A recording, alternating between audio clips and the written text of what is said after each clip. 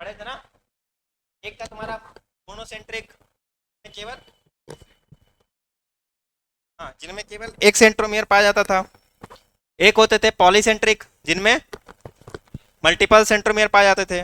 और एक होता था एसेंट्रिक जिसमें कोई भी सेंट्रोमियर नहीं पाया जाता था। ठीक। फिर पढ़ा था हमने सेंट्रोमियर की पोजीशन के बेस पे, जिसमें आता था मेटासेंट्रिक, सब मेटासेंट्रिक, एक्रोसेंट्रिक, टीलोसेंट्रिक, ये सब पढ़ा था।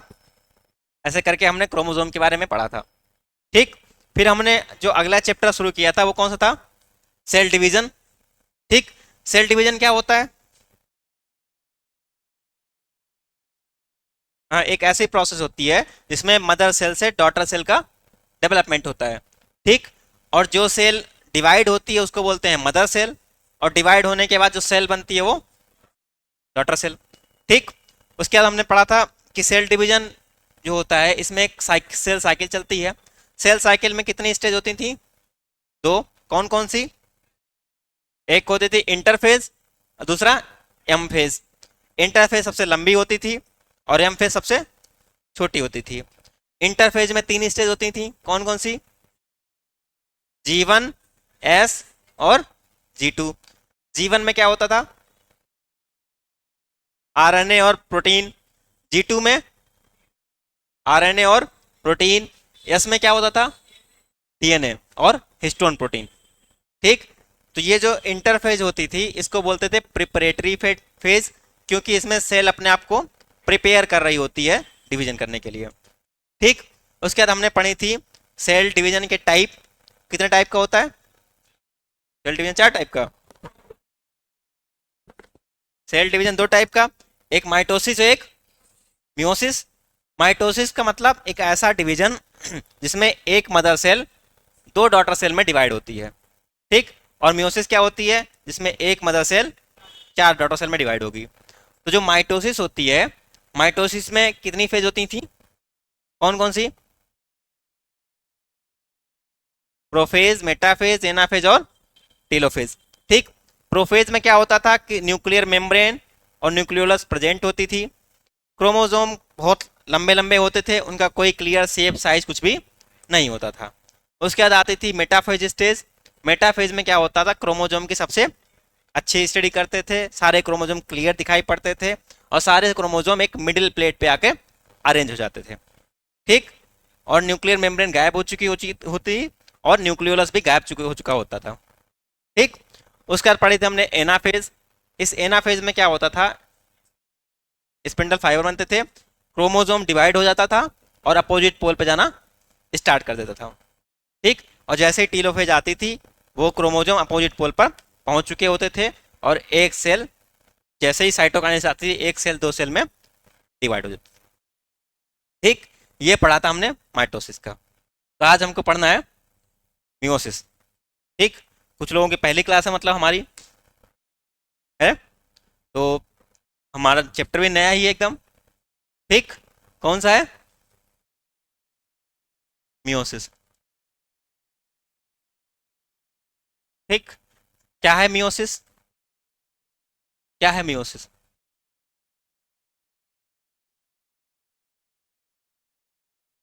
मियोसिस है क्या? सेल डिवीजन का एक टाइप है। मियोसिस क्या है?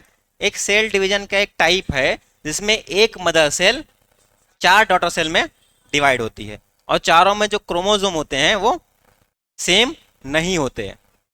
क्योंकि भाई एक से दो बनते तो आधे बराबर हो जाते हैं, लेकिन जब एक से चार बन रहे हैं तो बराबर नहीं होते हैं। ठीक। तो लिखो meiosis.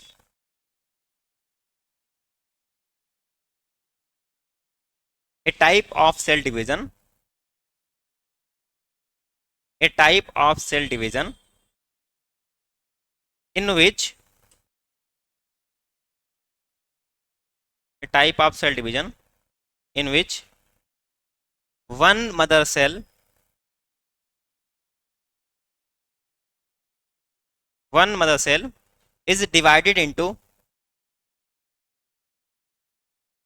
one mother cell is divided into four daughter cell, into 4 daughter cell.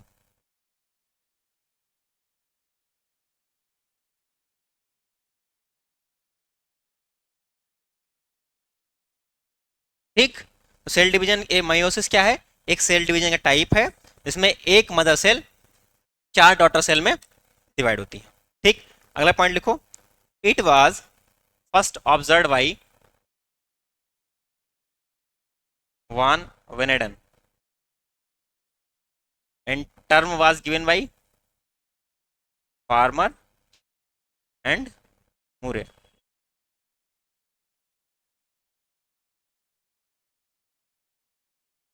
Term सबसे पहले ऑब्जर्व किसने किया था, वान वेनेडन ने, और टर्म कौन दिया था, फार्मर और मूरे।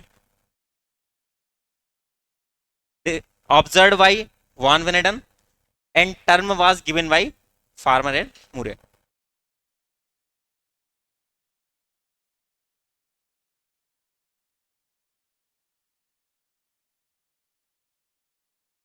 देखो अब हम पढ़ रहे हैं मियोसिस, जब मियोसिस पढ़ रहे हैं साथ साथ माइटोसिस को भी रिवाइज करते रहेंगे जिससे कि दोनों एक साथ क्लियर होती रहेंगी। ठीक, दोनों अंतर भी क्लियर हो जाएंगे, क्योंकि जो मियोसिस सेकेंड है, ठीक है, क्योंकि मियोसिस दो टाइप की होती है, मियोसिस फर्स्ट, मियोसिस सेकेंड। तो जो मियोसिस सेकेंड है वो पूरी की पूरी माइटोसिस होती है। ठीक है, तो इसीलिए हम दोनों को साथ साथ पढ़ते चलेंगे। ठीक, जैसे यहाँ किसने ऑब्जर्व किया सबसे पहले मियोसिस को, वान मेडन ने। टर्म किसने दिया, और माइटोसिस को फ्लेमिंग ने डिस्कवर भी किया था, और टर्म भी किसने दिया था, फ्लेमिंग ने। ठीक, जो तुम्हारी माइटोसिस थी, माइटोसिस को एक टर्म दिया गया था ना, इक्वेशनल डिवीजन, याद है, इसको क्या बोलेंगे, रिडक्शनल डिवीजन। ठीक, मियोसिस को और क्या बोलते हैं, मियोसिस आल्सो नोन एज, देखो, also known as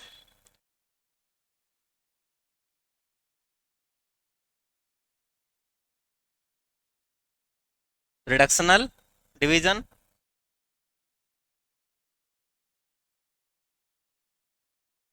and heterotypic division.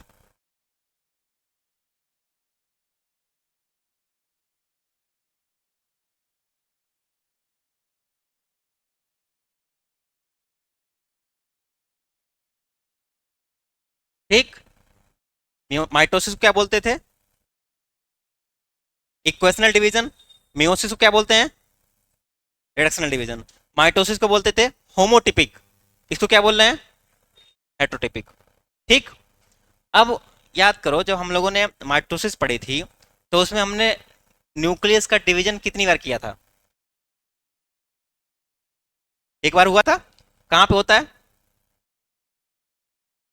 Starting में ही हो जाता है ना, जैसे ही न्यूक्लियर मेम्ब्रेन गायब हो जाती है प्रोफेज के बाद, मेटाफेज में आते आते खत्म हो जा चुकी होती है ना पूरी, अरेंज हो जाती है, उसके बाद फिर दोबारा बन जाता है। तो वहां होता है क्या, न्यूक्लियस का डिवीजन एक बार। ठीक, और यहाँ क्या होगा, न्यूक्लियस का डिवीजन 2 बार। बात समझ में आ रही है, जो हमने बताया था कि जो सेल डिवीजन होता है, सेल डिवीजन होता है उसमें 2 प्रोसेस होती हैं, एक होता था कैरियोकाइनेसिस और एक होता था साइटोकाइनेसिस। कैरियोकाइनेसिस मतलब न्यूक्लियस का डिवीजन, और उसमें आती थी प्रोफेज, मेटाफेज, एनाफेज और टीलोफेज। और उसके बाद होती थी साइटोकाइनेसिस, साइटोकाइनेसिस का मतलब साइटोप्लाज्म का डिवीजन। ठीक, तो हमने वहां कैरियोकाइनेसिस कितनी बार पढ़ी थी, एक ही बार लिखा था कि प्रोफेज, मेटाफेज, एनाफेज, टीलोफेज, बस खत्म। यहाँ क्या लिखेंगे हम, prophase first, prophase second, metaphase first, metaphase second. इसका मतलब क्या हो रहा है, न्यूक्लियस का डिवीजन 2 बार, और माइटोसिस में एक बार। ठीक, देखो, इन मियोसिस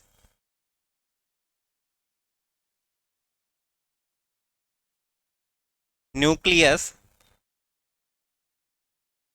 इन meiosis nucleus divide, divide twice, nucleus divide twice, twice मतलब 2 बार। ठीक, ट्वाइस।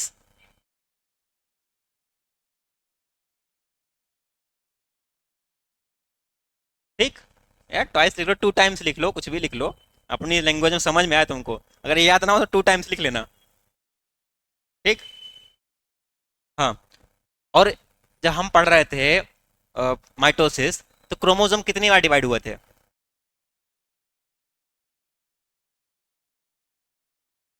कहाँ पे 2 बार, कहाँ पे हुए थे? बताओ। कहाँ पे डिवाइड हुए थे? मेटाफेज में कहाँ डिवाइड हुआ था? एनाफेज में। ठीक। जो तुम्हारा माइटोसिस होती है, माइटोसिस में क्रोमोसोम का डिवीजन भी केवल एक ही बार तो हुआ था। डिवाइड होते हैं ऐसे लंबे लंबे अलग, फिर एनाफेज में। तो माइटोसिस में क्रोमोसोम का डिवीजन एक बार। ठीक। और मियोसिस में, लिखो छोड़ दो उसको, अब तुम लोग बताना इसको कितनी बार हुआ है। ठीक, क्या लिखा तुमने? Nucleus divide twice, and and chromosome and chromosome divide and chromosome divide, इस पे छोड़ दो। अब बाद में बताना कितनी बार डिवाइड हुआ। ठीक।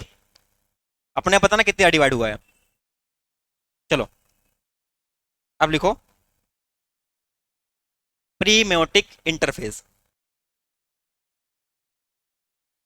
हिंट डालो। प्री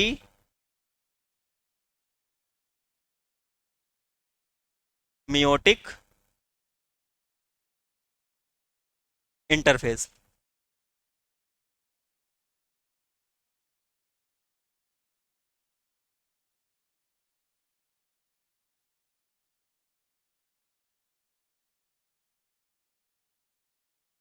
ठीक। हम लोगों ने जब मेटाफेज पढ़ी थी, तो वहां हमने क्या टर्म दिया था? ये पढ़ी थी ना कि नहीं पढ़ी थी? ये नहीं पढ़ी थी? अरे कहीं इंटरफेज पढ़ा था ना, वहां केवल क्या टर्म दिया गया था? इंटरफेज। यहाँ क्या लिखा हुआ है? Pre meiotic interphase. मतलब क्या है? कुछ अंतर होगा ना थोड़ा बहुत, कुछ ना कुछ अंतर होगा, तभी तो ये टर्म दिया गया, क्योंकि वहां पे इंटरफेज, सेल यहाँ भी डिवाइड होगी। और इंटरफेज में होता क्या है? इंटरफेज में क्या हुआ करता है? जिसमें डीएनए आरएनए प्रोटीन बनता है, सेल अपने आप को प्रिपेयर करती है डिवाइड होने के लिए। यहाँ भी डिवाइड होने के लिए प्रिपेयर करेगी। यहाँ भी डीएनए बनेगा, यहाँ भी आरएनए बनेगा, यहाँ भी प्रोटीन बनेगा। लेकिन कुछ ना कुछ अंतर आता है, जिस वजह से यहाँ इसको प्रॉपर इंटरफेज नहीं बोलते हैं। क्या बोल देते हैं? Pre meiotic interphase. तो कभी कभी पूछ लेता है कि माइटोसिस की इंटरफेज और मियोसिस की इंटरफेज में अंतर क्या होता है। तो इसमें अंतर क्या होता है, जैसे हम लोगों ने माइटोसिस की पढ़ी थी इंटरफेज, वहां हमने लिखा था केवल डीएनए और आरएनए का, डीएनए आरएनए और प्रोटीन का सिंथेसिस होता है, लिखा था। और वहां हमने कुछ भी बात नहीं करी, कम होता है ज्यादा होता है ऐसा कोई काम बात नहीं करी थी ना। हमने क्या लिखा था कि एस फेज में डीएनए बनता है, बाकी उनमें जी1 में आरएनए प्रोटीन, जी2 में भी आरएनए प्रोटीन। यहाँ क्या होती है खासियत, कि इसकी जो मियोटिक होती है, इसमें 99.7% डीएनए का सिंथेसिस होता है, इसकी एस फेज में। कितना बचा? 0.3%। वो 0.3% होता है, वो यहाँ सिंथेसाइज नहीं होता है। तो बस केवल इतना ही अंतर होता है इसकी इंटरफेस और माइटोसिस के इंटरफेस में। बात समझ में आई? कि माइटोसिस की इंटरफेस और मियोसिस के इंटरफेस में अंतर क्या है?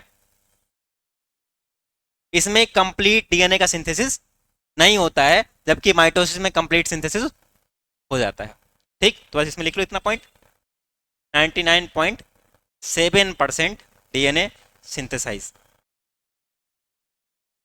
बाकी सारी स्टेज वही रहेंगी, जी1 जी2, तो इनको लिखने की कोई जरूरत नहीं है।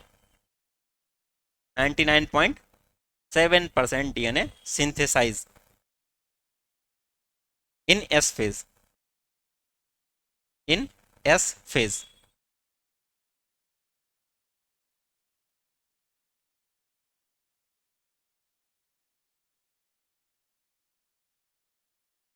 ठीक। बाकी सब वही काम, पूरा जीवन, यस जी2 सब वही है। बस अंतर क्या है कि वहां 100% डीएनए हो जाता है, यहाँ 99.7%। समझ में आ रहा है? आ रहा है तुमको? नहीं आ रहा है? क्या नहीं समझ में आ रहा है बताओ, बोलो। अरे तो ऐसे ये, अरे क्या, ये तो बताओ क्या।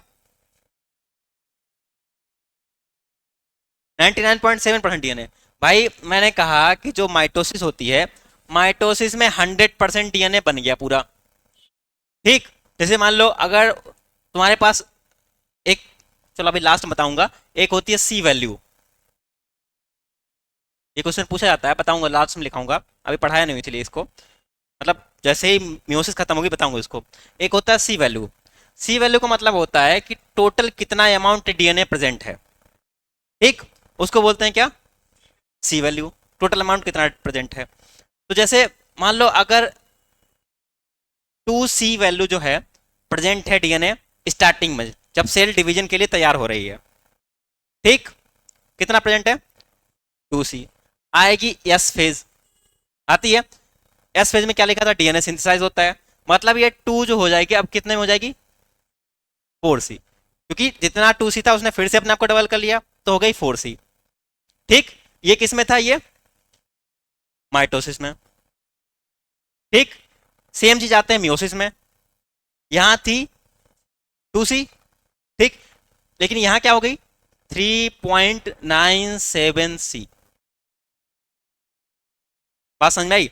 मतलब डीएनए मल्टीप्लाई हुआ, लेकिन 100% नहीं हुआ, थोड़ा सा परसेंट बच गया।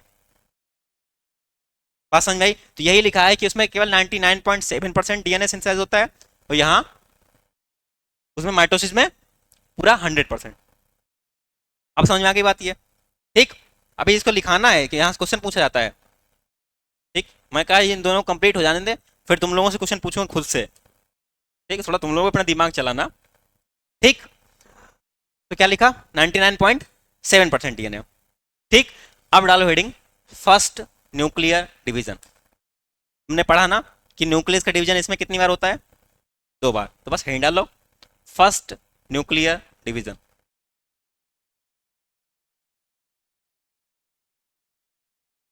फर्स्ट न्यूक्लियर डिवीजन,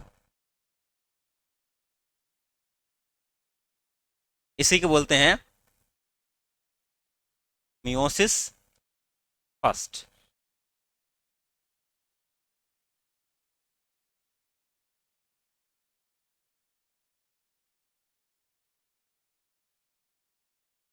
ठीक। जो फर्स्ट न्यूक्लियर डिवीजन होता है उसे क्या बोलते हैं, मियोसिस फर्स्ट। और अगर पूरा ओवरऑल देखें तो यही जो मियोसिस फर्स्ट होता है, यही एक्चुअल में होता है रिडक्शनल डिवीजन। रिडक्शन का मतलब क्या होता है, कम होना। ठीक।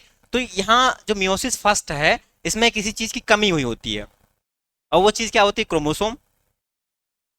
ठीक। तो रियलिटी में जो कमी आती है, ठीक, क्रोमोसोम की, वो किस में आती है, मियोसिस फर्स्ट में।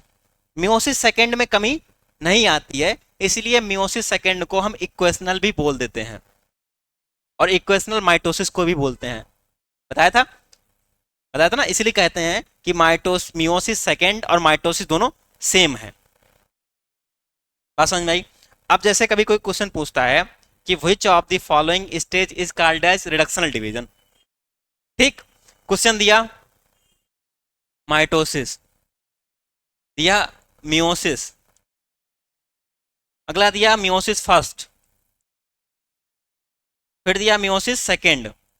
अब बताओ इनमें कौन सही होगा, किसको बोलेंगे हम रिडक्शनल डिवीजन, मियोसिस फर्स्ट को। ठीक। मान लो ये ऑप्शन में नहीं है, अब क्या टिक करोगे, मियोसिस टिक करोगे। बात समझ में आई। ओवरऑल देखेंगे एग्जैक्ट पॉइंट में तो कौन है, मियोसिस फर्स्ट।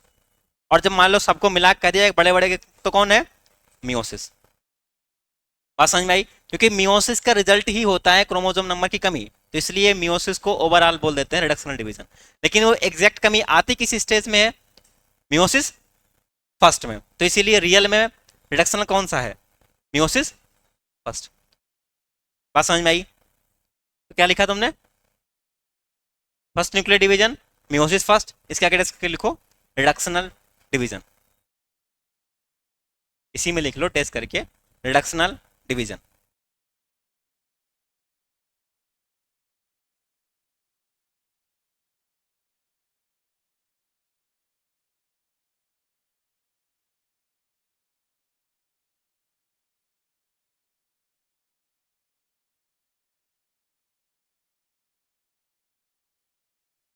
ठीक, डालो, देखो, म्यूसिस फर्स्ट, अगला point, meiosis first is divided into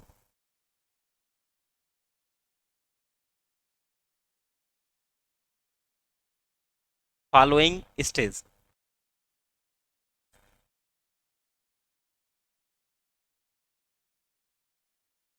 divided into following stage.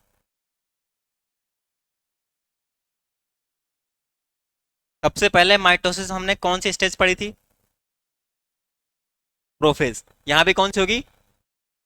Prophase. बस अंतर क्या रहेगा, यहाँ क्या लगा रहेगा? फर्स्ट। डाल लोडिंग प्रोफेज फर्स्ट।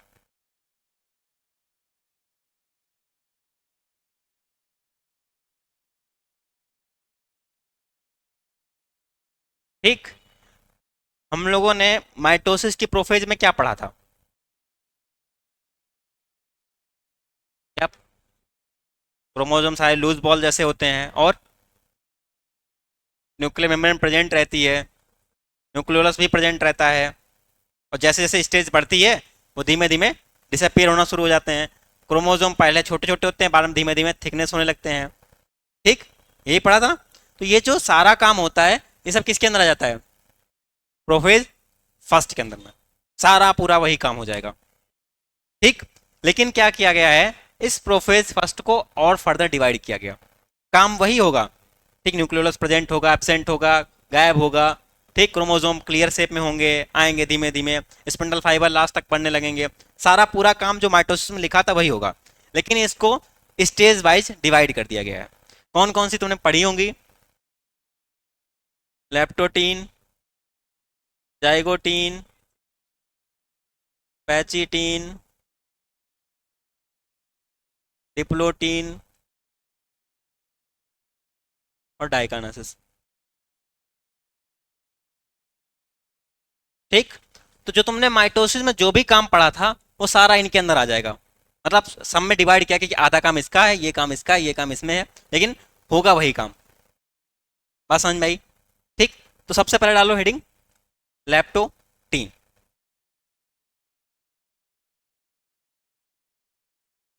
इसको,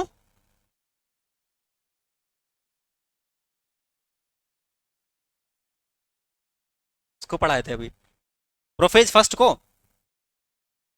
अब तो लिखाने तो जा रहा हूं मैं। हाँ, वही तो बोल रहा हूँ, अभी लेप्टोटीन लिखाना है। ये भी पढ़ाया ही कहाँ है? मैं तो दोनों को अंतर बताता जा रहा हूँ ना, कि माइटोसिस में जो होता है वहां ऐसे कोई डिवीजन नहीं है, वहां सीधा सीधा आ जाता है, लेकिन मियोसिस में उनको डिवाइड किया गया है। हाँ, प्रोफेज के अंदर इसमें डिवाइड कर दिया गया है, उसमें ऐसा डिवीजन कुछ भी नहीं था। हाँ,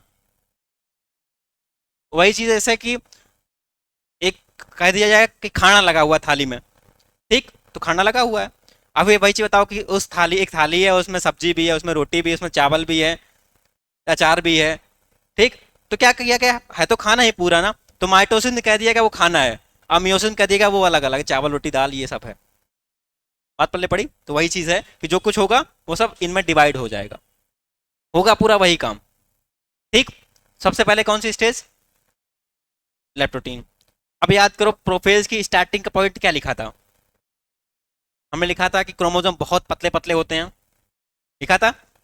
सबसे स्टार्टिंग लिखा था न्यूक्लियर मेम्ब्रेन प्रेजेंट होती है, न्यूक्लियस भी प्रेजेंट होता है, क्रोमोसोम बड़े पतले होते हैं, कोई क्लियर शेप नहीं होता है। वो सारे के सारे पॉइंट किस में आ जाएंगे? लेप्टोटीन में। ठीक, लिखो, क्रोमोसोम्स आर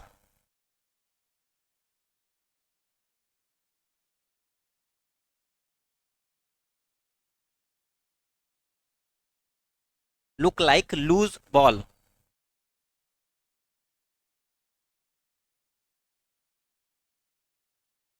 लूज बॉल, वहां लिखे थे ना लूज बॉल जैसे दिखाई पड़ते हैं, वैसे यहाँ भी लूज बॉल जैसे दिखाई पड़ते हैं। ठीक, अगला पॉइंट लिखो, this stage is called,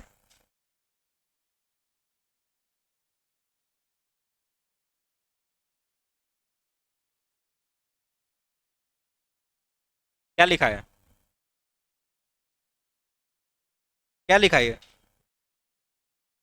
bouquet?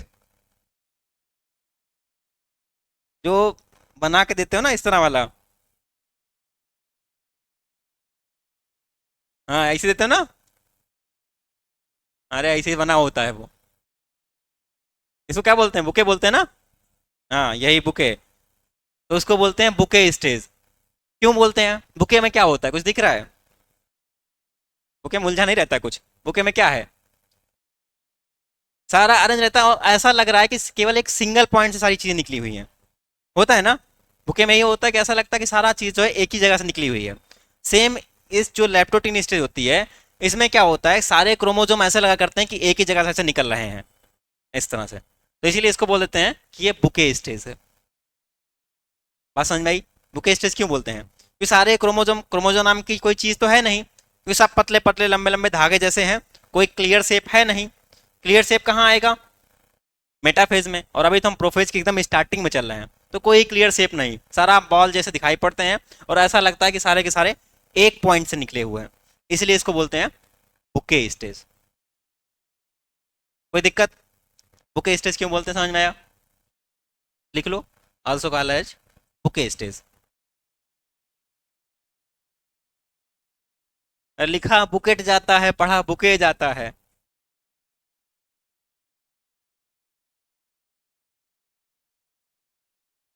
अंग्रेजी एक ऐसी भाषा है जिसमें कुछ भी लिखा जाता है, कुछ भी पढ़ा जाता है। साइलेंट बहुत होती चीजें इसमें। क्यों? अब इतने साइलेंट होते हैं कि इंसान को ही साइलेंट कर देती हैं।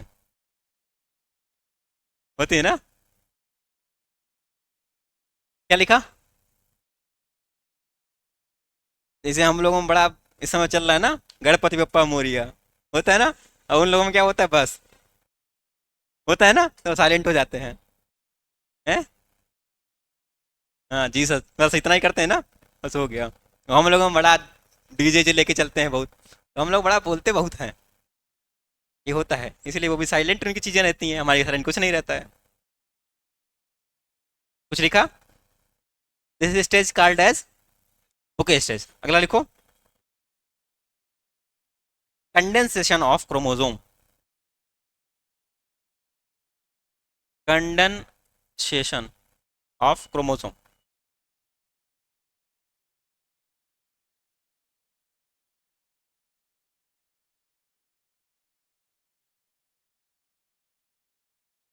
Started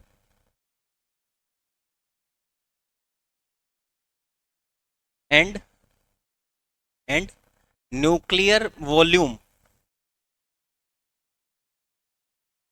nuclear volume increase, nuclear volume increase.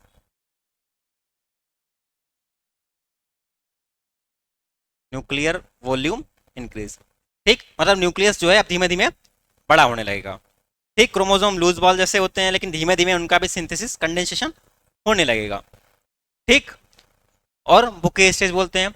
इसमें एक लास्ट पॉइंट और लिख लो, आरएनए एंड प्रोटीन सिंथेसिस।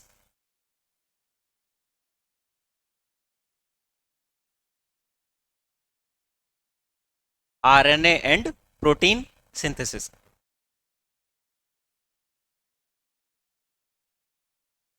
कुछ बात समझ में आई? माइटोसिस में से कुछ पढ़ा था? नहीं पढ़ा था। माइटोसिस में जो कुछ भी होना था सब हो जाता तुम्हारा उसी में, लेकिन इसमें एडिशनल आरएनए और प्रोटीन सिंथेसाइज भी होता है। और वो क्यों होता है, वो अगली स्टेज के लिए। देखो अगली स्टेज, जाइगोटीन।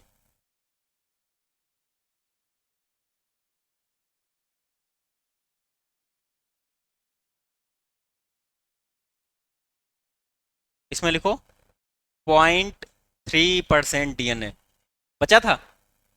हाँ, कहाँ बचा था? इसकी इंटरफेज में बचा था ना, 0.3 बचा था ना, वो यहाँ होगा। देखो 0.3% डीएनए,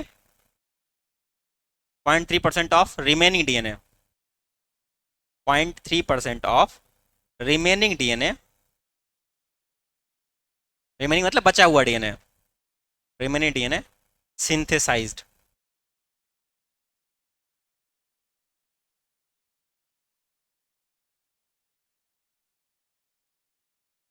ठीक, क्वेश्चन पूछता है कि जो बचा हुआ 0.3% डीएनए होता है वो कहाँ सिंथेसाइज होता है, वो कहाँ होगा, जैकोटीन में। ठीक, बाकी 99.7% प्रीम्यूटेड इंटरफेज में। अगला इसमें पॉइंट में क्या होता है, इस लिखो, जैकोटीन में 0.3% डीएनए हो गया। अगला पेयरिंग, देखो, pairing of homologous chromosome,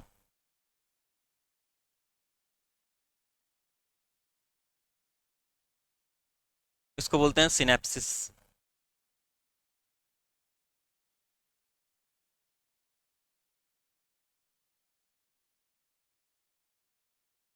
pairing of homologous chromosome, ये क्या होते हैं होमोलॉगस क्रोमोसोम? होमोलॉगस क्रोमोसोम क्या होते हैं, बताया था। हाँ, जो एक जैसे होते हैं, ऐसे क्रोमोसोम जो सेम होते हैं उन्हें क्या बोलते हैं, होमोलॉगस क्रोमोसोम। पेयरिंग मतलब पेयर बना लेना। इसमें क्या होता है कि जो होमोलॉगस क्रोमोसोम होते हैं वो आपस में पेयरिंग करने लगते हैं। ठीक, जो एक जैसे क्रोमोसोम होंगे वो आपस में पेयर बना लेंगे, और इस प्रोसेस क्या बोलते हैं, सिनेप्सिस। तो क्वेश्चन पूछता है सिनेप्सिस किस स्टेज में होता है, तो किस स्टेज में होगा, समझ में आई बात। सिनेप्सिस होता क्या है, होमोलॉगस क्रोमोसोम जो एक जैसे क्रोमोसोम है आपस में पेयर कर जाते हैं उसे क्या बोलते हैं, सिनेप्सिस। किस स्टेज में होता है, जैगोटिन में। और जैगोटिन में क्या होता था, 0.3% डीएनए। इसके अलावा अगला इंपॉर्टेंट पॉइंट इसका, फॉर्मेशन ऑफ, देखो फॉर्मेशन ऑफ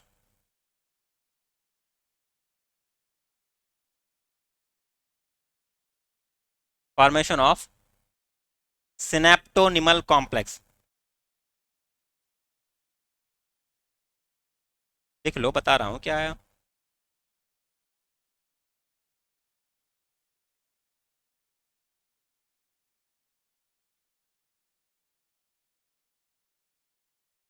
ये सिनेप्टोनिमल कॉम्प्लेक्स क्या है, ये प्रोटीन का स्ट्रक्चर होता है इस तरह का। ठीक,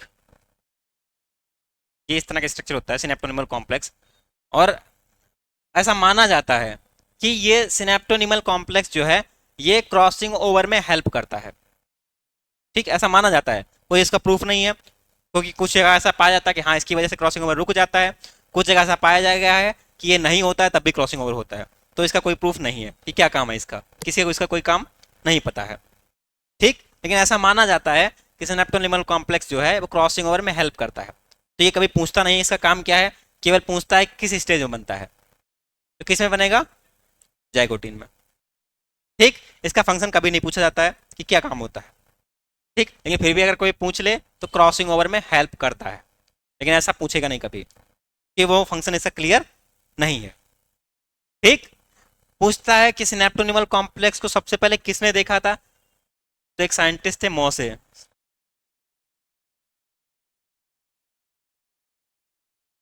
ठीक, स्नैप्टोनिमल कॉम्प्लेक्स को सबसे पहले किसने ऑब्जर्व किया था, मोसेस ने।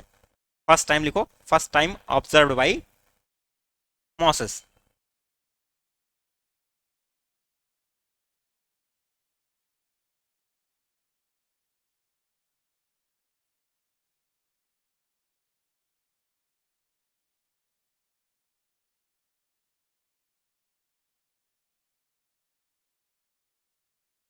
मोसेस। ठीक, अब यहां तक किसी को कोई दिक्कत हो तो बताओ, फिर हम आगे बढ़े। आ रहा समझ में, क्यों आ रहा है,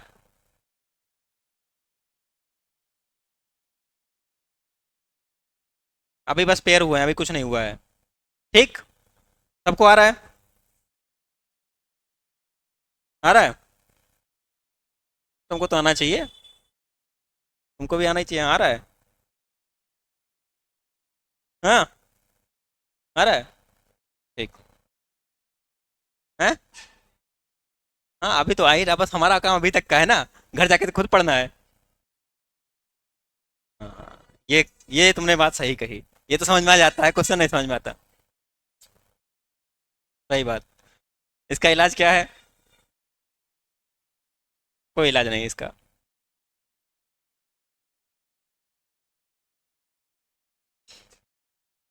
इसका इलाज यही है कि तुम कितना समझ सकते हो क्वेश्चन को, कितनी बार पढ़ सकते हो, बस इसका यही इलाज है। क्वेश्चन समझाना तो मैं वहां बैठूंगा नहीं, तुमको समझाऊंगा क्वेश्चन पूछ क्या रहा है।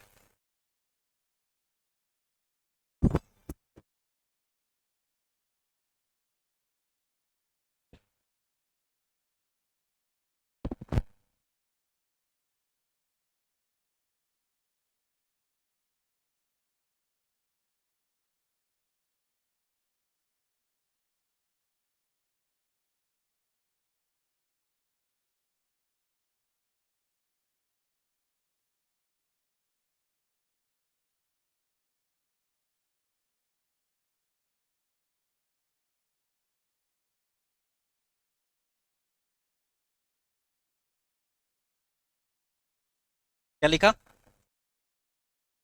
पैचिन कुछ बता रहा था क्या मैं? कुछ नहीं बता रहा था, हाँ। चलो पैचिटिन में आ जाते हैं फिर।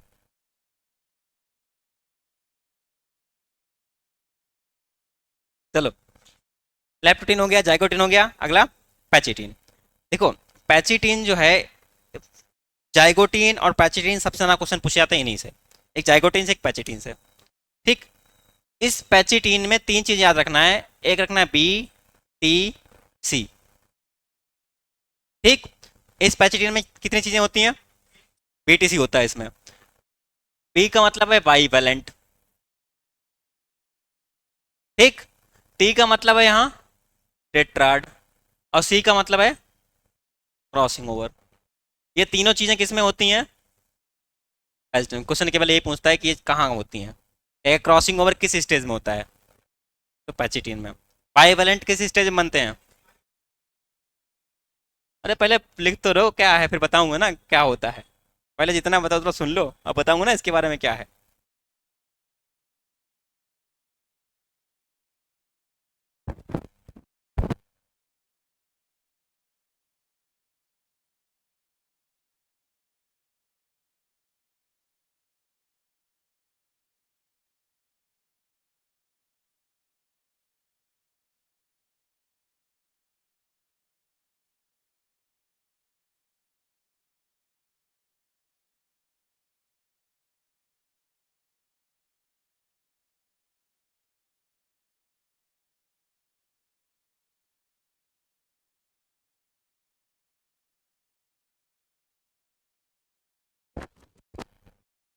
तो भंडारा खाने पहुंच गए सब?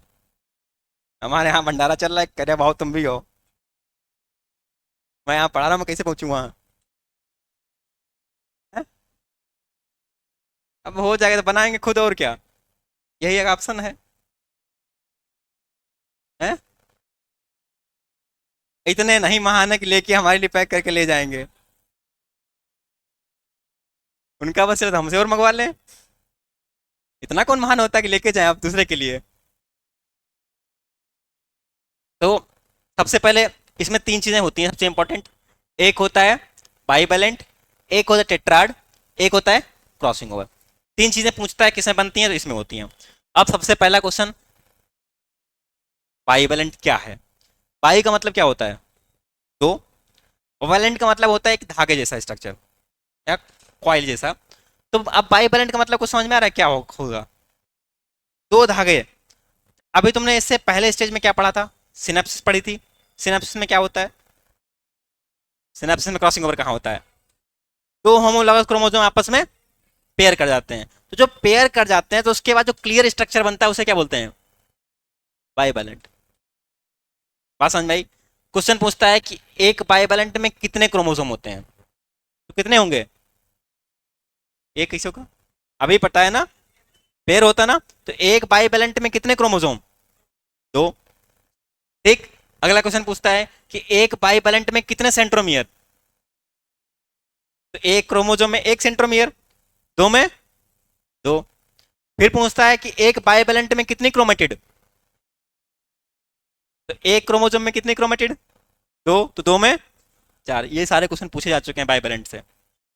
पूछता है कि which of the following statement is true regarding bivalent. इतना बड़ा क्वेश्चन। और फिर चार स्टेटमेंट देता है। कहेगा ए बाइवेलेंट है four centromere, two chromatid, three chromosome. अगला sentence, two centromere, four chromatid, two chromosome.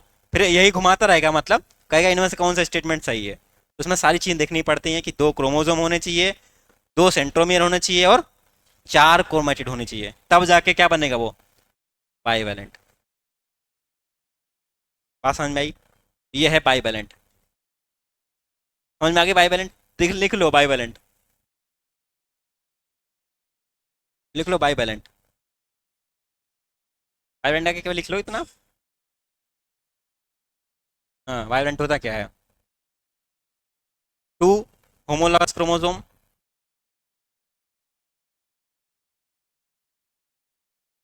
2 homologous chromosome plus 2 centromere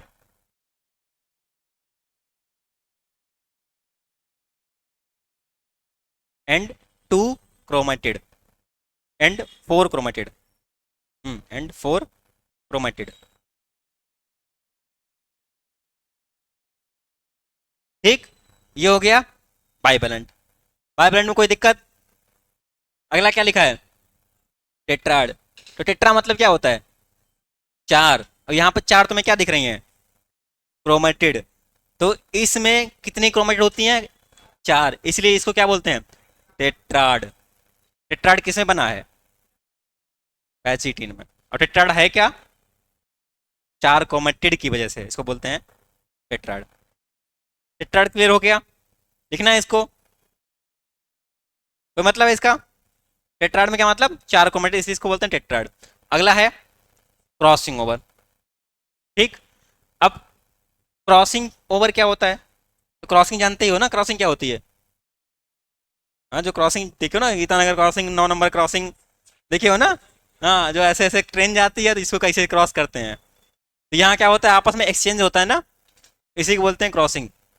ठीक, तो जब कभी भी 2 होमोलॉगस क्रोमोसोम आपस में एक्सचेंज करते हैं इंफॉर्मेशन का, तो उसे क्या बोलते हैं? Crossing over. क्वेश्चन पूछता है कि क्रॉसिंग ओवर किसके बीच में होता है, तो किसके बीच में होगा?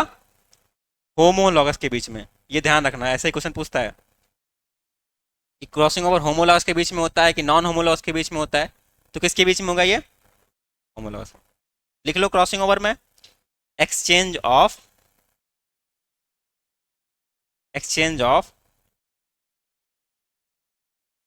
Segment, exchange of segment between homologous chromosome.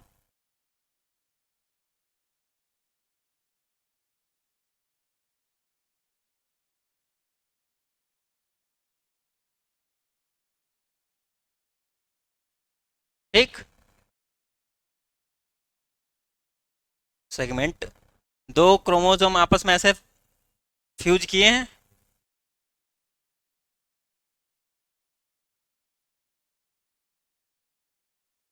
Segment मतलब होता है टुकड़ा, चिन्ह नहीं। ये मान लो 2 क्रोमोसोम है, ये आपस में यहाँ फ्यूज किए हुए हैं। ठीक, अब इनके जो जुड़ना होता है, ये इस तरह से आपस में जुड़े होते हैं। ये जो पोर्शन ना, ये आपस में चिपका होता है इधर से और इधर से। ठीक, ये इस तरह से लिख चिपके होते हैं। ठीक, तो जो ये जो आपस में ये चिपके हुए हैं, यहीं से आपस में एक्सचेंज कर लेते हैं। इधर वाला पार्ट चलाता है इधर, और इधर वाला पार्ट चलाता है इधर। ठीक, मतलब जहां से चिपकते हैं वहीं पर आपस में एक दूसरे से क्रोमोजोम सेगमेंट जो है एक्सचेंज कर लेते हैं। पूरी पूरी क्रोमेटिड पार्ट चेंज होता है यहाँ से यहाँ तक। मान लो यहाँ से टूटा इसमें चिपक गया, यहाँ टूटा इसमें चिपक गया।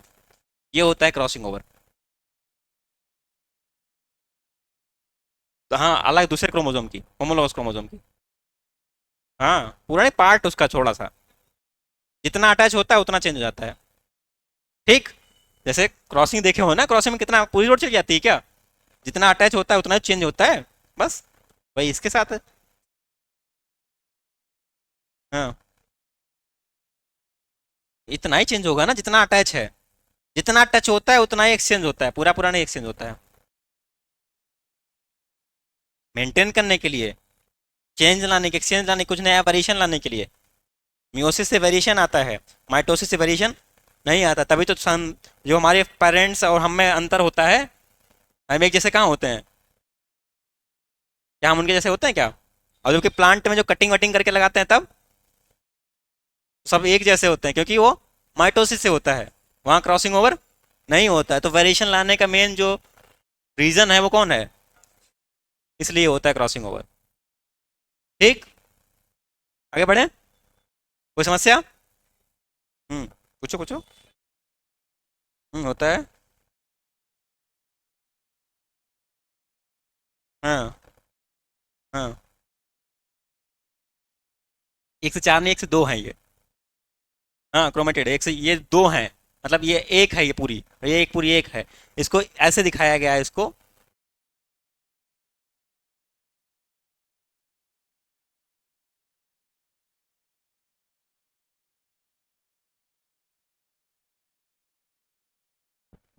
ये पूरी एक है ये। ठीक,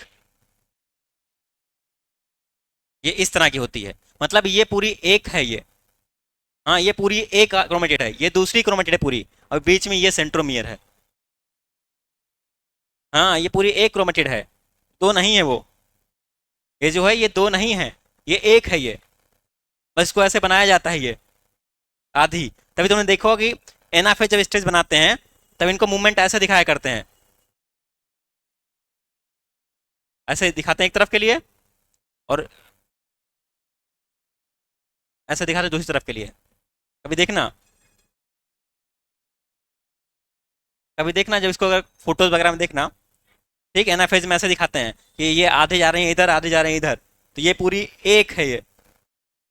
ठीक, ये अब आधी हो गई है, मतलब एक क्रोमोसोम एक क्रोमेटिड हो गई है, आधी क्रोमेटिड ये है। ठीक,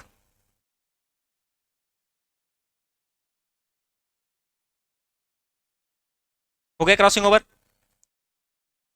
लेप्टोटीन हो गया, जाइगोटीन हो गया, पैचिलिटीन। अगला लिखो डिप्लोटीन।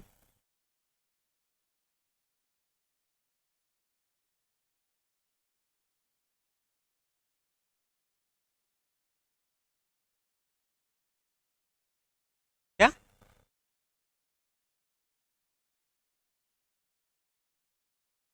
अभी तो आगे बढ़ तो रहे हैं, बढ़ रहे हैं ना आगे। अभी तसली धरो, सब आएगा।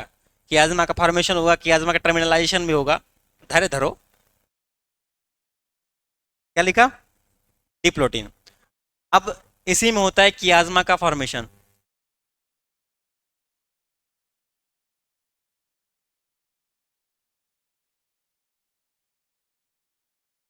ठीक, बन गया कियाज्मा। हाँ, अभी कियाज्मा होता क्या है? कियाज्मा क्या होता है? एक वो पॉइंट होता है कि जहां पर क्रॉसिंग ओवर हुआ करता है। ठीक, जैसे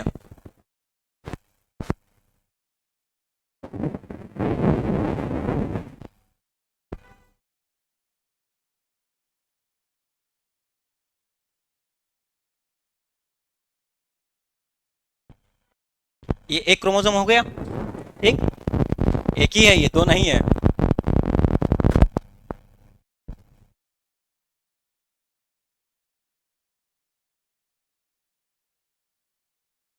ये दूसरा है।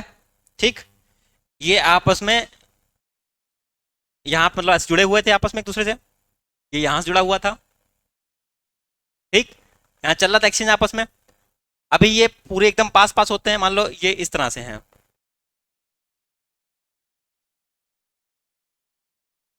और इसका जो दूसरा वाला है वो एकदम इस तरह से अटैच है। क्या हो गया? पीछे बनाएंगे उसको। हाँ अब ठीक है। ठीक, और ये जो अटैचमेंट है ये लगभग इतने पोर्शन में है। ठीक, और इधर वाला अटैचमेंट लगभग इतने पोर्शन में है, लगभग इतना पोर्शन जुड़ा हुआ है आपस में। ठीक, तो ये जो पूरा पोर्शन जुड़ा हुआ होता है, ये पूरा पोर्शन जुड़ा हुआ है, इसी को बोलते हैं कियाज्मा। ठीक, अभी ये क्रोमोसोम बिल्कुल ऐसे चिपके चिपके एकदम पास पास, मान लो इस तरह से होते हैं, ये एकदम एकदम पास पास चिपके हुए हैं। ये दूसरा क्रोमोसोम है, और ये दूसरा है। अब सिंगल सिंगल दिखा रहा हूँ। ये मान लो इतने पोर्शन में चिपके हुए हैं। ठीक, और ये वाला इतने पोर्शन में लगभग चिपके हुए हैं। ठीक, अभी केवल इतना पोर्शन ये खुला हुआ है। दिख रहा है? अभी केवल इतना खुला है, बाकी इतने में चिपके हुए हैं। तो ये जो पूरा बना हुआ है इसको बोलते हैं कियाज्मा, जहां जुड़े हुए होते हैं। धीमे धीमे क्या होता है, ये कियाज्मा खुलने लगता है, और कियाज्मा खुलने से क्या होता है, ये वाला पॉइंट जो है ये धीमे से यहाँ से हटने लगता है। ठीक, यहाँ से धीमे धीमे करके ये खुलने लगता है, और ये क्या करता है,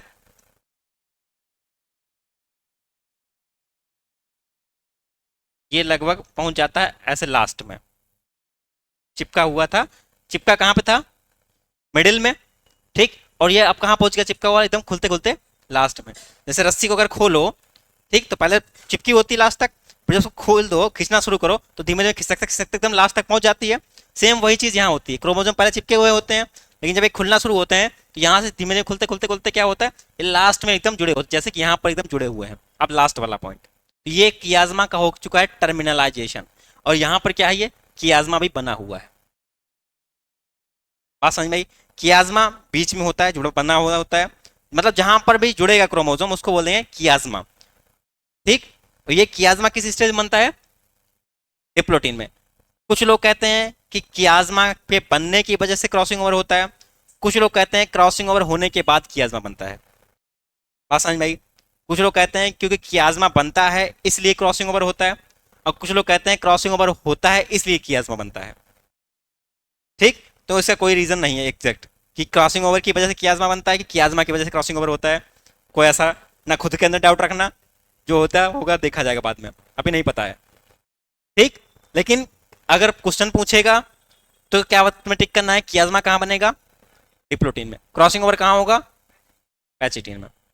लेकिन देखने में ऐसा लगता ना, तो जुड़ा पहले है तो क्रॉसिंग ओवर पहले, ये कियाज्मा पहले बनना चाहिए। ठीक है, क्वेश्चन क्या पूछेगा, कियाज्मा कहाँ बनता है, डिप्लोटीन। क्रॉसिंग ओवर कहाँ होता है, पैचिटीन। कियाज्मा समझ में आ गया क्या है, कि वो पॉइंट जहां पर क्रॉस क्रोमोजोम जुड़े हुए होते हैं उसको बोलते हैं कियाज्मा। लास्ट से लिखो। हाँ,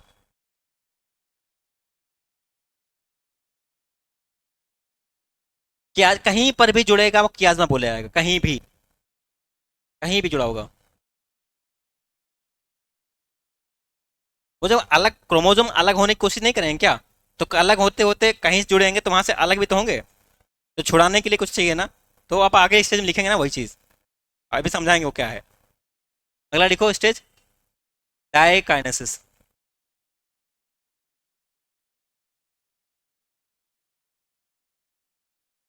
हाँ, उसमें केवल कियाज्मा फॉर्मेशन।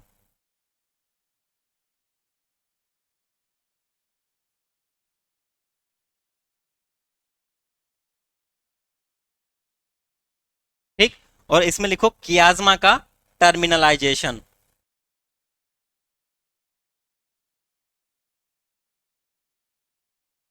कियाज्मा टर्मिनलाइजेशन।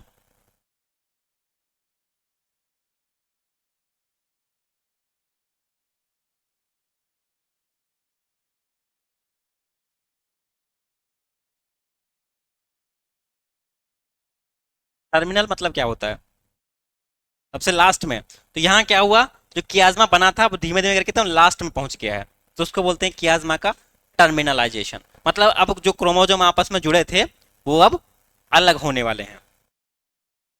ठीक, सबसे पहले जुड़े कहाँ थे, कौन सी स्टेज में, बच्चे तुम जुड़े थे, कहाँ जुड़े थे क्रोमोजोम, प्रोटीन में जुड़े थे। अच्छा, कहाँ जुड़े थे क्रोमोजोम, लेप्टोटीन। कहाँ जुड़े थे,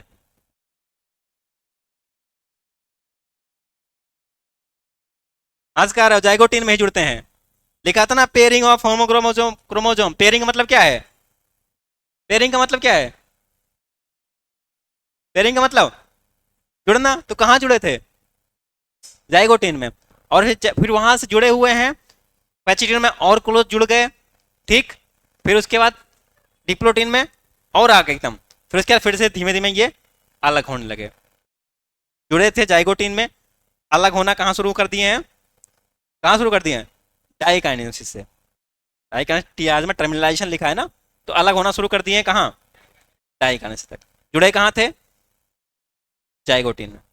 अभी यहाँ पर क्रोमोसोम अलग अलग नहीं हुए हैं, अभी जुड़े हुए हैं, प्रोफेज खत्म हो चुकी है। ठीक, प्रोफेज फर्स्ट खत्म, तुमने निष्कर्ष क्या निकाला कि दो क्रोमोजोम थे, आपस में जुड़े हुए थे, उनके बीच में आपस में क्रोमोजोम का सेगमेंट का एक्सचेंज हो चुका है, लेकिन फिर भी वो अलग अलग नहीं हुए हैं। ठीक, अब डालो हेडिंग, प्रोफेज के बाद कौन सी आती है? मेटाफेज। अब ये सारे स्टेज तुमको सबको पता है।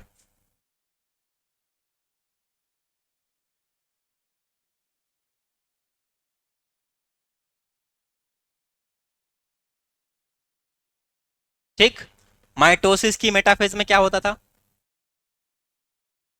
क्रोमोजोम क्लियर दिखने लगते थे, प्रॉपर स्टडी की जा सकती थी, सारे क्रोमोजोम कहाँ हो जाते थे? मिडिल पे अलाइन हो जाते थे। अब हमको एक चीज बताओ, क्या यहाँ पर क्रोमोजोम नाम की कोई चीज है? जो तुम पढ़ रहे हो माइटोमियोसिस, लेप्टोटीन हो चुका है, क्या क्रोमोजोम नाम की कोई चीज है कि नहीं है, ये बताओ। तो क्या क्रोमोजोम नाम की कोई चीज बची है? थोड़ा बहुत जुड़ा तो है, तो उसे क्या बोल रहे हैं? क्या मैं कहाँ बोल रहे हैं? जो जुड़े हुए क्रोमोजोम है उन्हें क्या बोल रहे हैं? जो जुड़े हुए क्रोमोजोम है वो तो प्रोसेस है, जो जुड़े हुए क्रोमोजोम है उन्हें क्या बोल रहे हैं? अभी पढ़ चुके हो, वो तो प्रोसेस है, सिनेप्सिस। क्या जो तो पॉइंट है, जुड़े हुए क्रोमोजोम है उन्हें क्या बोल रहे हैं? अभी पढ़ चुके हो,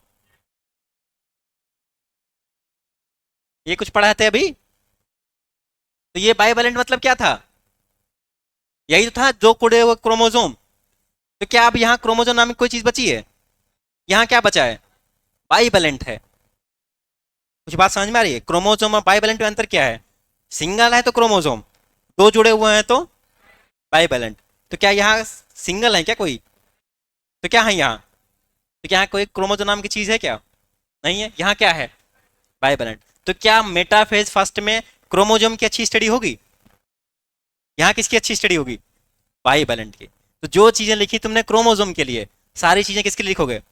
बाइवेलेंट। सारे पॉइंट वही रहेंगे, बस जहां जहां क्रोमोजोम है वहां क्या आ जाएगा? बाइवेलेंट। जैसे तुमने माइटोसिस की मेटाफेज में पढ़ा था, क्रोमोजोम की स्टडी की सबसे अच्छी फेज, यहाँ क्या लिखोगे? बाइवेलेंट की स्टडी की सबसे अच्छी फेज।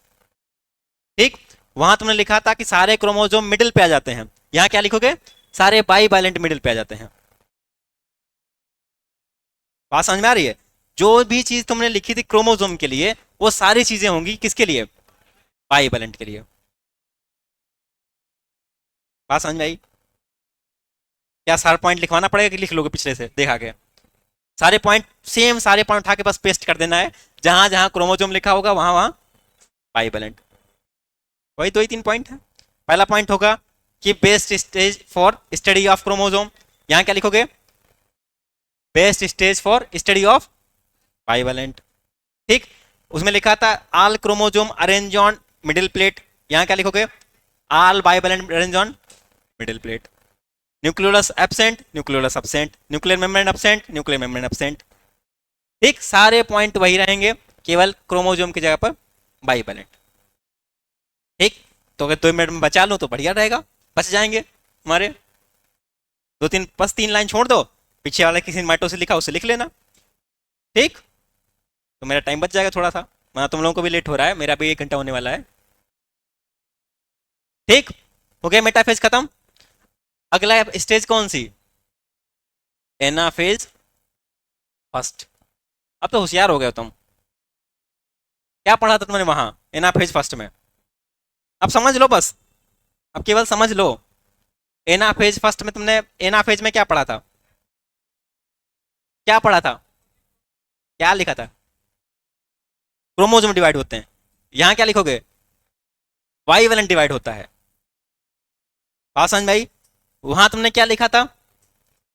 क्रोमोजोम डिवाइड हो गए, यहां कौन डिवाइड होगा? या तो बाइवेलेंट डिवाइड होगा, या क्या कहोगे? Chromosome separate. ठीक, चाहे लिख सकते हो क्रोमोजोम अलग हो गए, सेपरेट हो गए, या कहोगे बाइवेलेंट डिवाइड हो गया। बात तो वही है। अगला पॉइंट तुमने क्या लिखा था एनाफेज में? कौन कौन जाता है अपोजिट पे? क्रोमोसोम जाता था। देखो क्या लिखा, क्रोमेटिड जाती थी वहां, क्योंकि एक क्रोमोसोम वहां पर डिवाइड होता था, तो बचती क्या थी? क्रोमेटिड। यहाँ पे कौन डिवाइड हुआ है? बाइवेलेंट। यहाँ मतलब पूरा क्रोमोसोम सेफ है, तो यहाँ कौन जाएगा ऊपर? क्रोमोसोम। तो पूरा का पूरा क्रोमोसोम मूव करता है, इसीलिए इसी स्टेज में क्रोमोसोम की कमी आ जाती है। बात समझ में आई? तो जो एग्जैक्ट में देखा जाए रिडक्शन कहां से हुआ, तो कहां से हुआ? एनाफेज फर्स्ट से। अब समझो इस चीज को जो मैं बता रहा हूं, जो लोग सोच रहे हैं मैं कुछ लिखा ही नहीं रहा हूं, क्या बोले जा रहा हूं, वो लोगों को आ रहा होगा ना। देखो, जैसे मान लो, अभी मान लो ये दो अलग अलग हैं, ठीक, दो क्रोमोसोम दिखाया हूं, है भले सिंगल, लेकिन मान लो ये दो अलग अलग क्रोमोसोम है, ठीक, एक ये है, दो अलग क्रोमोसोम है, ठीक, और एक कंडीशन ये वाली है। चलो मैं अलग अलग दिखा देता हूँ, अब ठीक ज्यादा है। ये मतलब दो अलग अलग क्रोमोसोम है, ठीक, चार क्रोमेटिड, एक की दो, दो की चार, ठीक। यहाँ क्या है, ये सेम क्रोमोसोम की दो क्रोमेटिड हैं, एक ये, ठीक। अब अगर मान लो ये डिवाइड होगा, तो ये क्या है? हाफ क्रोमोसोम, ये हाफ क्रोमोसोम हुआ, तो हाफ चला गया इस पोल पे, हाफ चला गया इस क्रोमोसोम, तो ये क्या क्रोमोसोम गया है क्या? ये क्या गई है? क्रोमेटिड गई है। यहाँ क्या है? दो अलग अलग क्रोमोसोम है, ठीक, डिवाइड हुए, ये वाला चला गया इधर, एक पूरा क्रोमोसोम, और ये वाला गया इधर। तो अब इन दोनों में कुछ अंतर है? जो एनाफेज था, एनाफेज में क्रोमेटिड अपोजिट पोल पे जाती हैं, और एनाफेज फर्स्ट में क्रोमोसोम अपोजिट पोल जाते हैं। इसीलिए माइटोसिस में क्रोमोसोम के नंबर में कोई चेंज नहीं आता है माइटोसिस में। क्यों? क्योंकि आधी जाती है वो, और आधे जाने का फिर से पूरी हो गई, ठीक। और यहाँ क्या हुआ? पूरा पूरा एक क्रोमोसोम चला गया, और जब पूरा एक क्रोमोसोम चला गया तो वो कहां से पूरा करेगा अपने आप को, ठीक। तो इसीलिए यहां हो जाती है कमी। बात समझ में आई कुछ? आ गई? नहीं समझ में आई? हाँ, बिल्कुल। क्यों कमी हो जाएगी? अच्छा, मान लो 10 क्रोमोसोम थे, ठीक, 10 क्रोमोसोम थे, ये 10 यहाँ चिपक गए, ये बाइब्रेंट कितने बचे? 5 बाइब्रेंट बने। भाई 10 क्रोमोसोम आपस चिपक गए तो 5 बाइब्रेंट बनेंगे, 5 बाइब्रेंट बनेंगे। 10 की आप सीधा सीधा रखो, 12 का तब हिसाब ठीक आएगा। हाँ, आप ठीक समझ में आएगा, ना फिर ढाई ढाई कहाँ बताऊंगा मैं, ठीक। ये 12 6 का हो गया, ठीक, 12 क्रोमोसोम थे, 6 बन गए बाइवेलेंट। अब ये डिवाइड होंगे, तो इधर कितने जाएंगे? कितने क्रोमोसोम जाएंगे? 3। यहाँ कितने क्रोमोसोम जाएंगे? 3, ठीक। अब ये पूरे 12 क्रोमोसोम थे, इसमें ले लो अगर, यहाँ भी पूरे 12 हैं, ठीक। अब क्या होगा? एक क्रोमेटिड का आधा हिस्सा इधर जाएगा, एक क्रोमोसोम का आधा हिस्सा इधर गया इस वाले में, और आधा हिस्सा इधर गया, तो यहाँ आधा हिस्सा गया है, वो अपने आप को पूरा करेगा, ठीक। यहाँ जो आधा हिस्सा वो अपने आप को पूरा करेगा, तो यहाँ कितने क्रोमोसोम हो गए? यहाँ कितने हो गए? दो अलग अलग सेल हैं, 24 कहां से हो जाएंगे, ठीक। अब कुछ समझ में आई बात? बाउंस हो गया। फिर से देखो, बाउंस कैसे हो सकता है? टोटल मान लो क्रोमोसोम है 12, ठीक। हम जहां समझ रहे हैं मैथ वाला, हमारे कितनी अच्छी है ना हम लोगों की मैथ, हमारी बहुत अच्छी है, वैसे तुम लोगों की भी अच्छी होगी। हाँ, मुझे पता है ना। टोटल क्रोमोसोम कितने हैं? 12, ठीक। मान लो आ गई माइटोसिस, ठीक। ये 12 क्रोमोसोम है, 12 के 12 डिवाइड हुए, ठीक, मतलब 12 क्रोमोसोम है, क्रोमोसोम पूरे 12 हैं, ठीक। लेकिन इसका, इन 12 क्रोमोसोम, 12 क्रोमोसोम का आधा पार्ट गया इधर, 12 क्रोमोसोम का आधा पार्ट इधर, और 12 क्रोमोसोम का आधा पार्ट इधर। तो इस सेल में भी 12 क्रोमोसोम है, इस सेल में 12 क्रोमोसोम, लेकिन आधा आधा पार्ट है। क्रोमोसोम तो 12 है, यहाँ भी 12 क्रोमोसोम है। ये फिर से अपने आप को पूरा कर लेंगे। अब ये 12 क्रोमोसोम पूरे हो गए। होता है जब रिपेयर करते हैं ना अपने आप को, अनकॉइलिंग होती है, रिपेयरिंग होती है, अनकॉइलिंग होती है, रिपेयरिंग होती है, यही तो करते हैं अपने आप को प्रिपेयर करने के लिए। हाँ, अपने आप करते हैं, जो आधी सी होती पूरी होती हो। ठीक, तो यहाँ वही क्रोमोजोम आधा था पूरा हो गया, तो यहाँ भी कितने हो गए? 12। यहाँ भी पूरे प्रॉपर पूरे कितने हो गए? 12।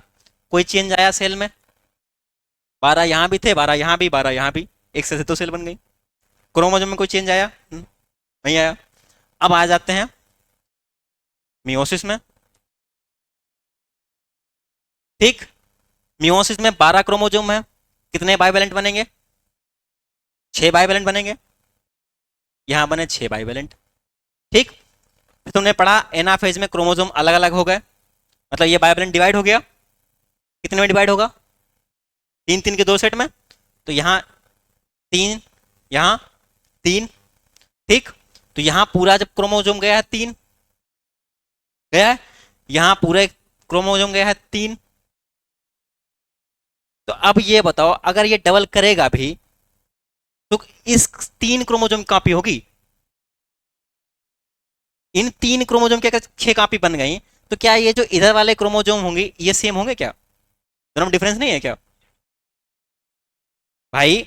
अभी तुमने यहां देखा, पीछे देखा था ना कि 2 क्रोमोजोम अलग अलग थे, पेयर कर गए थे, तो इसमें 2 अलग अलग क्रोमोजोम है ना, ये जो 6 हैं, ये 3 दूसरे टाइप के हैं, ये 3 दूसरे टाइप के हैं।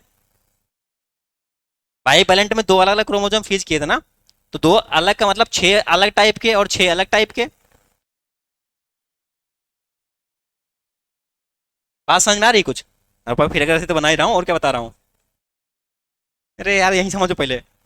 मैं कह रहा हूँ जैसे अभी तुमने पढ़ा बाइवेलेंट, और बाइवेलेंट में 2 कलर मैंने यूज किए थे, एक हरा एक पीला, अलग अलग यूज किया था ना। तो मतलब इसका क्या है कि ये 6 जो क्रोमोजोम है वो अलग टाइप के हैं, और 6 दूसरे उसके होमोलॉगस क्रोमोजोम दूसरे। ठीक, ये दोनों मिलके आपस में बना रहे हैं पेयर 12। ठीक, और ये मिलके आपस में एक बना रहे हैं 6 का बाइवेलेंट।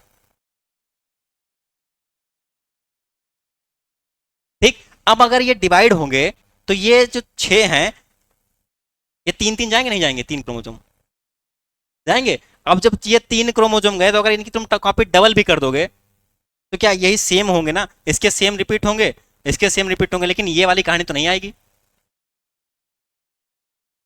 अलग अलग आई ना। तो इसलिए होता है दोनों में अंतर, इसलिए यहां पर कमी हो जाती है, वहां पर कमी नहीं होती। बात समझ में आई? सेम रहता है वो डबल हो जाता है अपने आप को, लेकिन यहाँ सेम नहीं है, यहाँ अलग अलग है। ठीक, तो ये हो गया तुम्हारा एनाफेज फर्स्ट। कोई अंतर समझ में आया? समझ में आया अंतर? कोई दिक्कत? आ गया समझ में? आ गया। टीलोफेज आई। टीलोफेज में तुमने क्या पढ़ा था? टीलोफेज फर्स्ट, तुमने टीलोफेज में पढ़ा था कि क्रोमेटिड अपोजिट पोल पर पहुंच जाती हैं, लिखा था। यहां क्या लिखोगे?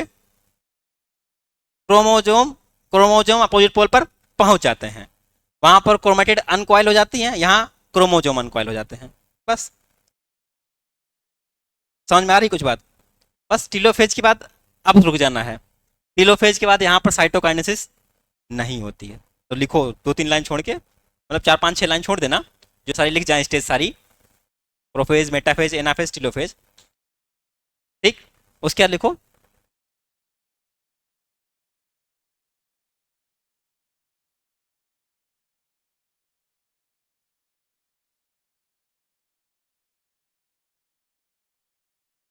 इंटरफेज। फिर से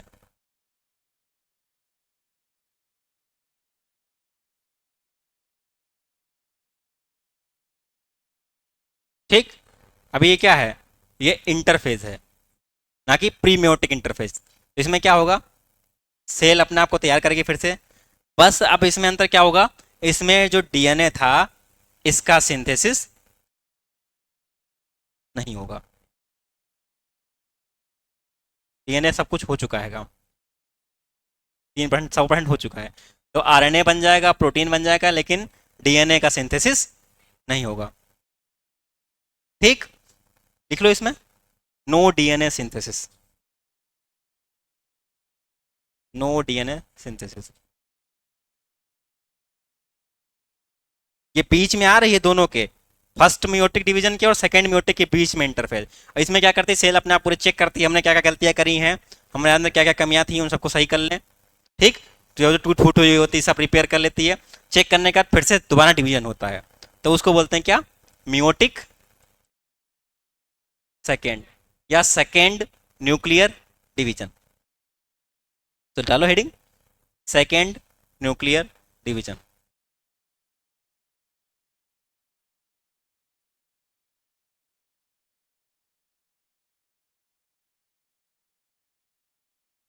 सेकेंड न्यूक्लियर डिवीजन, इसको बोलते हैं इक्वेशनल डिवीजन। इक्वेशनल डिवीजन, हाँ, मियोसिस सेकेंड को बोलते हैं equational division.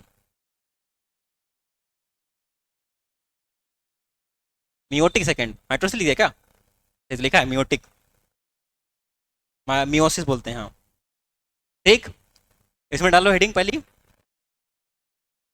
Prophase second,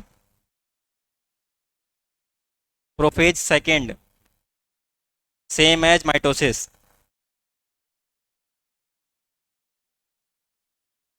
same as mitosis, अगली stage metaphase second mitosis. Metaphase second same as mitosis. अगला metaphase second same as mitosis. सब metaphase phase metaphase anaphase telophase सब same as mitosis, कोई difference नहीं। ठीक, सब में लिख लेना सेम है, same same same same same. और जब प्रोफेज मेटाफेज एनाफेज टीलोफेज लिख जाएं, लिख लो सब में सेकेंड सेकेंड लगा के लिख लो, सेम सेम लिख लो बस, और क्या, सब सेम है, कोई डिफरेंस नहीं। हाँ वही मतलब, वही बात है, इतना समझ जाओगे, कोई टेंशन नहीं होगा। लिख गई टीलोफेज तक। अब डालो हेडिंग साइटोकाइनेसिस।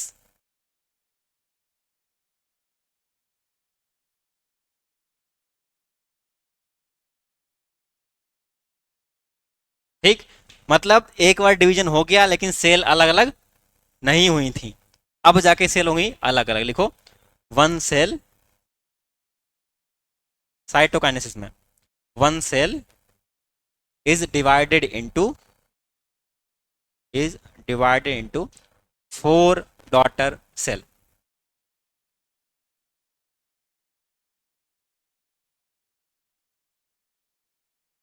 बस खत्म। अब जो सी वैल्यू वाला है वो हम नेक्स्ट क्लास में बताएंगे। ठीक, तो टाइम भी ज़्यादा हो गया। हाँ, अब जिसको ना समझ में आया हो वो बताओ, एक बार माइटोसिस पढ़ लेना, सब क्लियर हो जाएगा। एक से दो, दो से चार बनती हैं, लेकिन दोनों अलग नहीं होती ना, तो एक से चार बनती हैं पूरी। इसमें डिवीजन ऐसे होता है, जैसे हमने पढ़ी थी माइटोसिस, तो माइटोसिस में ऐसे बनाए थे, ऐसे बनाए थे, ऐसे बनाए थे, फिर इन दोनों को अलग अलग कर दिए थे, ऐसे कर दिए थे, ऐसे ऐसे अलग अलग। उसमें इसमें क्या होता है, इसमें बनता है इस तरह का स्ट्रक्चर, इस तरह का। ये पहले रहती हैं चारों एक साथ। ठीक, फिर ये बाद में जाके चारों अलग अलग होती हैं इस तरह से। ठीक, तो पहले एक से दो, दो से चार नहीं होती हैं, एक साथ चार बनती हैं। तो अभी तो पूरी एक सेल है ना, एक साथ, बस इतना ही अंतर।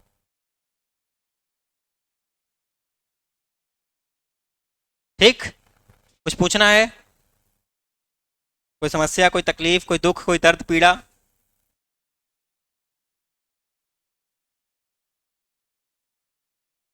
बोल दो सबसे।